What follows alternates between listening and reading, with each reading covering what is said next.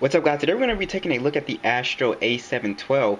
So this is a dirt cheap Android tablet. It's rated pretty highly on Amazon, so I wanted to check it out.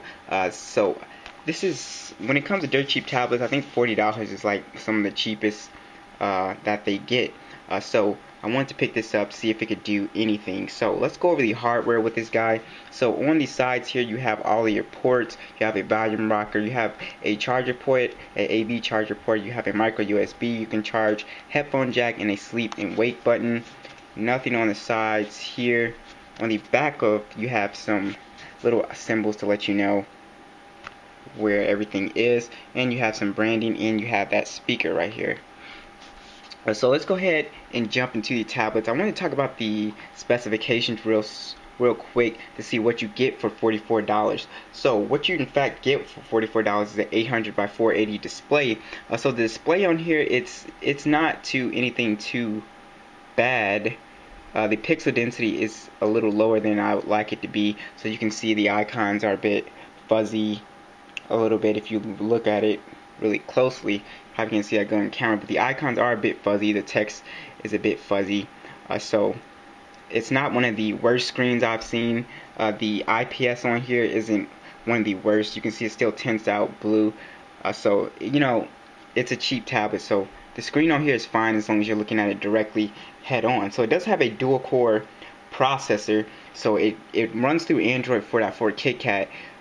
I do have lags and hiccups sometimes, so I have to go in and do some little speed up tips, speed up tactics, which I did a video about how to speed up your tablet, so you can look at that if you have them lagging. But it does, you know, it jerk a little bit sometimes when you're flying through the UI and stuff like that. But overall, the experience was fairly smooth. I haven't had like a lot of app crashes and stuff like that. It gets in and out of applications just fine. So you have 4 gigabytes of storage, so you can't put a lot of storage on, can't put a lot of stuff on here, but you can add a micro SD card slot, which is really nice. You also have a front megapixel or 0.3 megapixel camera, which isn't really worth talking about. It's not that great. It does have 512 RAM, so it doesn't keep applications in the background. The RAM is what really makes this thing hiccup, actually. The 512 RAM, so you're going to have to disable apps from running in the background completely, or this thing will crash a lot. So that's you know, one of the unfortunate things about having a really cheap tablet. But when you do that, this thing really pretty much shines just like any other normal tablet, performance wise.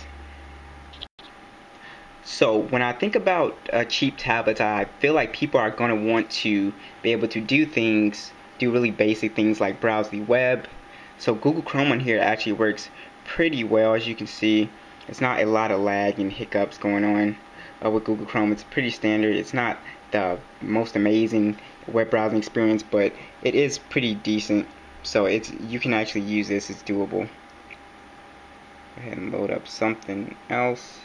Come out of this, and I was watching a video on the YouTube app. You will be able to watch videos on here just fine. You can see, you know, the little lag right there with applications. You know, it takes a little while to get in and out of stuff, but this thing does do media just fine. I have the Spotify application loaded up on here, and it ran it like a champ.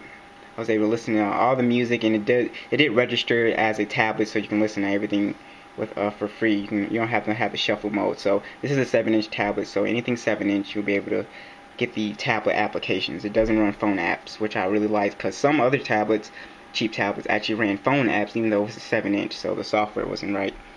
So coming into the YouTube app, you will be able to do all the standard stuff just fine. I had no problems in any of these standard applications. So watching videos, Wi-Fi is a little slow, but watching videos, all that stuff looks pretty decent on here. It's, like I said, it's not the best screen, but it is a pretty decent screen. So playing games and stuff like that, this thing surprisingly will be able to run games. It won't be able to run, let's say, like really graphic intense games, and like I'm trying to think, like say stuff like what's that racing game called, Asphalt, that stuff like that. It probably will be able to run, but probably on the low settings with the graphics turned down.